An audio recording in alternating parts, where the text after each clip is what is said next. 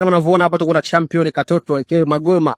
Bana siku leo amemkalisha mtu kwa kipigo cha mbwa mwizi. Bana mambo vipi? Fresh. Bana kuongera sana kwa ushindi ambao umepata siku ya leo. Asante sana. Bana ilikuwa ni vigumu vipi kupata ushindi huu? Cha kwanza napenda kumshukuru Mwenyezi Mungu ni mzima afya bana, dakika hii sijapata jeraha lolote. Mkanda huu ulikuwa ni mgumu kwangu, pia ulikuwa ni mrahisi kwangu. Kwa hiyo mpinzani wangu amejiandaa vizuri na mimi nimejiandaa vizuri zaidi. Kwa hiyo nashukuru Mwenyezi Mungu nimeshinda, mimi sina mengi ya kuongea. Yeah.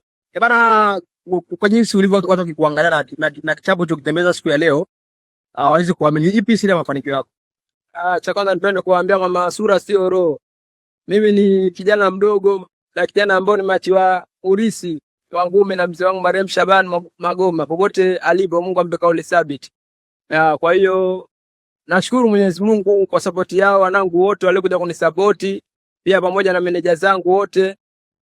Mimi sema kweli sina cha kuongea kwa sababu mkanda huu ulikuwa ni mgumu sana kwangu. Kwa hiyo mimi Mike labda umpe meneja yangu ndo aweze kuongea. Tunashukuru tumemaliza salama.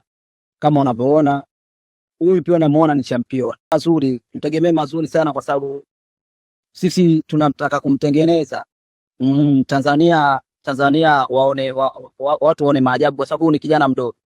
Yaani taifa letu la Tanzania hii ni hazina kubwa sana. Wanatakiwa iangalie, ni hazina kubwa sana, mama atakayeangalie sana. Ndio maana sisi tunajitahidi sana kumchunga, kumwepusha na vitu vingi vya mitaani na nini.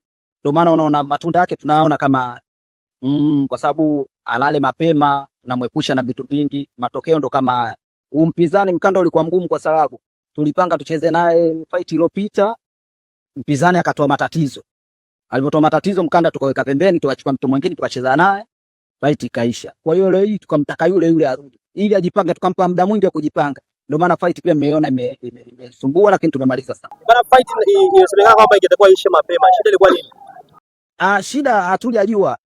Lakini labda kataka amalize yule mtu. Kapenda mwenyewe katika roho yake kwamba aendelee kuona burudani mpaka mwisho. Kwa hiyo hatuwezi kumlaumu kwa sababu mtu kakipwa ngumi kalala, kapigwa ngumi nyingi hapaswi kuendelea zaidi ya 10. Kwa hiyo refa mwenyewe kaamua anataka ile burudani iendelee ili Tanzania wazidi kuona. Lakini lengo letu kwa raundi zetu zile 3 asitaki.